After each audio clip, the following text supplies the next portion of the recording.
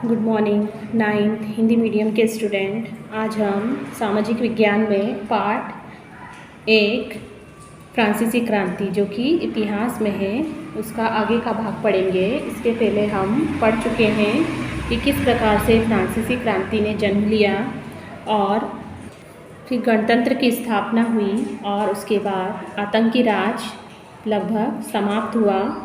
और महिलाओं, पिछली वीडियो में हमने देखा था कि महिलाओं की स्थिति किस प्रकार से थी। आज हम पढ़ेंगे कि दास प्रथा का उन्मूलन। फ्रांसीसी उपनिवेशों में दास प्रथा का उन्मूलन जैकोबिन शासन के क्रांतिकारी सामाजिक सुधारों में से एक था। कैरिबियाई उपनिवेश मार्टिनिक, गौडेलोप और सैन डोमिंगो तंबाकू, नील, चीनी और कॉफ़ी जैसी वस्तुओं के महत्वपूर्ण आपूर्तिकर्ता थे। अपरिचित एवं दूर देश जाने और काम करने के प्रति यूरोपियों की अनिच्छा का मतलब था बागानों में श्रम की कमी। इस कमी को यूरोप, अफ्रीका, अमेरिका के बीच त्रिकोणीय दास व्यापार द्वारा पूरा किया गया। अब हुआ क्या उस समय कि जब जैकोबिन का शासन था तो क्रांतिकारी सामाजिक सुधार में दास प्रथा को शामिल किया गया। उनमें से एक था कैरिबियाई उपनिवेश जो थे कैरेबियन में, वो क्या करते थे, मार्टिनिक और गॉडलेप और सेंट डोमिंगो, ये तंबाकू, नील और चीनी, कॉफ़ी जैसी वस्तुओं का आपूर्ति करता थे। और अपरिचित और दूर देश जाने और काम करने के प्रति यूरोपियों की अनिच्छा का मतलब वहाँ पर बागानों में श्रम की कमी था। इसके अलावा इस कमी को यूरोप, अफ्रीका और अमेरिका के बीच त्रिकोणीय दास व्यापार का पूरा किया गया। मतलब इस कमी को पूरा करने के लिए क्या उस समय प्रचलन में आया, दास व्यापार। दास व्यापार 17वीं शताब्दी में शुरू हुआ था। फ्रांसीसी सौदागर बोर्दे और नांते बंदरगाह से अफ्रीका तट पर जहाज़ ले जाते थे और जहां वे स्थानीय सरदारों से दास खरीदते। दासों को दागकर, हथकड़ियाँ डालकर अटलांटिक महासागर के पार कैरिबियाई देशों तक 3 माह की लंबी समुद्री यात्रा के लिए जहाज़ों में ठूस दिया जाता था। अब इन्हें क्या किया जाता था, हथकड़ियाँ पहना दी जाती थी और इन पर एक चिन्ह दाग दिया जाता था कि ये क्या है, अब दास है। और फिर इन्हें अटलांटिक महासागर से जहाज़ों द्वारा ठूस कर समुद्री यात्रा से, और वो यात्रा कितने माह की होती थी, 3 माह की होती थी, और वहाँ उन्हें बागान मालिकों को बेच दिया जाता था। दास श्रम के बल पर यूरोपीय बाज़ारों में चीनी, कॉफ़ी, नील की बढ़ती मांग को पूरा करना संभव हुआ। बोर्दे और नांते जैसे बंदरगाह फलते फूलते दास व्यापार के कारण ही समृद्ध नगर बन गए। 18वीं सदी में फ्रांस में दास प्रथा की ज़्यादा निंदा नहीं हुई। नेशनल असेंबली में लंबी बहस हुई, व्यक्ति के मूलभूत अधिकार उपनिवेशों में रहने वाली प्रजा सहित समस्त फ्रांसीसी प्रजा को प्रदान किए जाए या नहीं। परंतु दास व्यापार पर निर्भर व्यापारियों के विरोध के भय से नेशनल असेंबली में कोई कानून पारित नहीं किया गया। लेकिन अंततः सन 1794 के कन्वेंशन में फ्रांसीसी उपनिवेशों में सभी दासों की मुक्ति का कानून पारित कर दिया गया। पर यह कानून एक छोटी सी अवधि तक ही लागू था। 10 वर्ष बाद नेपोलियन ने दास प्रथा पुनः शुरू कर दिया।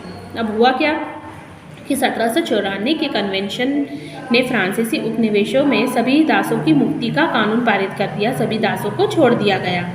पर यह कानून एक छोटी सी अवधि तक ही रहा, थोड़े दिनों तक ही ये लागू रहा। इसके बाद नेपोलियन ने फिर से दास प्रथा को शुरू कर दिया।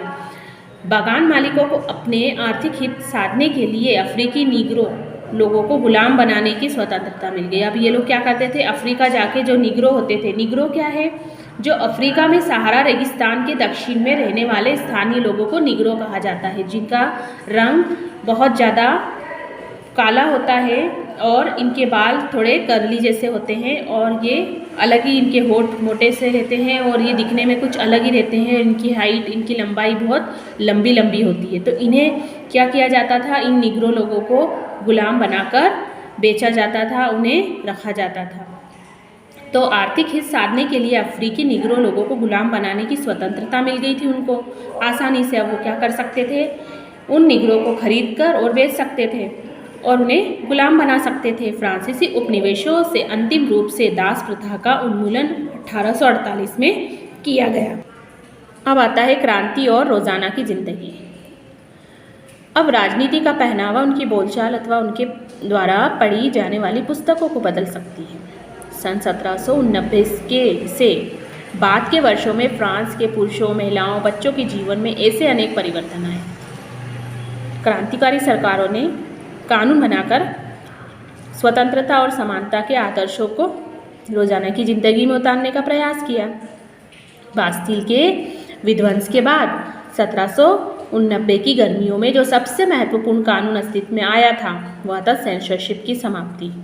अब प्राचीन राजतंत्र के अंतर्गत तमाम लिखित सामग्री, सांस्कृतिक गतिविधियाँ, अब इसके अंतर्गत क्या क्या आते थे? किताब, अखबार, नाटक को राजा के सेंसर अधिकारियों द्वारा पास किए जाने के बाद ही प्रकाशित और मंचित किया जा सकता था।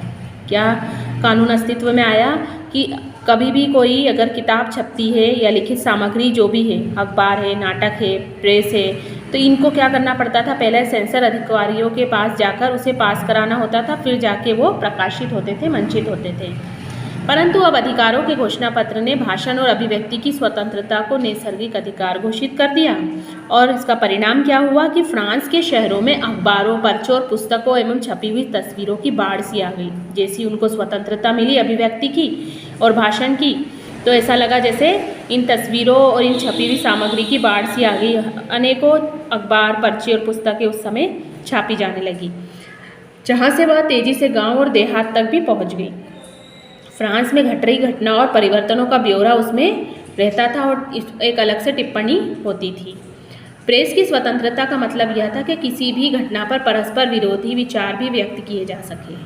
प्रिंट के माध्यम का उपयोग करके एक पक्ष ने दूसरे पक्ष को अपने दृष्टिकोण से सहमत कराने की कोशिश भी इसके द्वारा, अखबारों के द्वारा लिखित में की जाती थी। नाटक, संगीत, उत्सवी जुलूस में असंख्य लोग जाने लगे थे। स्वतंत्रता और न्याय के बारे में राजनीतिज्ञों, दार्शनिकों, पंडितों ने पूर्व ही लेखन को समझने और उनसे जुड़ने लोकप्रिय तरीकों को अपनाया।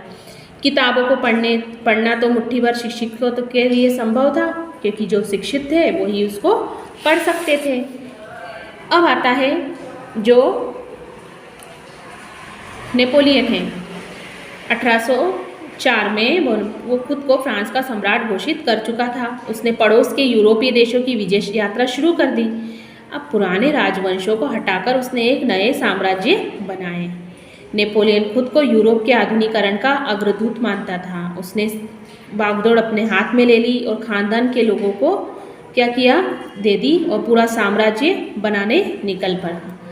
उसने निजी संपत्ति की सुरक्षा के कानून बनाए, दशमलव पद्धति पर आधारित नापतोल की एक सामान प्रणाली भी चलाई। शुरू में तो बहुत सारे लोगों को नेपोलियन मुक्तिदाता लगता था। उन्हें लगता था कि अब ये हमारा मुक्तिदाता है, अब इसी के द्वारा हमारे सारे काम हो जाएंगे। लेकिन उसने जनता को स्वतंत्रता दिलाने की और उम्मीद भी जताई थी, पर जल्दी क्या हुआ? उसकी सेनाओं को लोग हमलावर मानने लगे, क्योंकि उसकी सेना क्या करती थी? हमला करती थी, उन्हें लूटती थी। आखिरकार 1815 में वाटरलू में उस वाटरलू में क्या हो गई? उसकी हार हो गई। यूरोप के बाकी हिस्सों से मुक्ति और आधुनिक कानूनों को फैलाने वाले उसके क्रांतिकारी उपायों का असर उसकी मृत्यु के काफ़ी समय बाद सामने आया।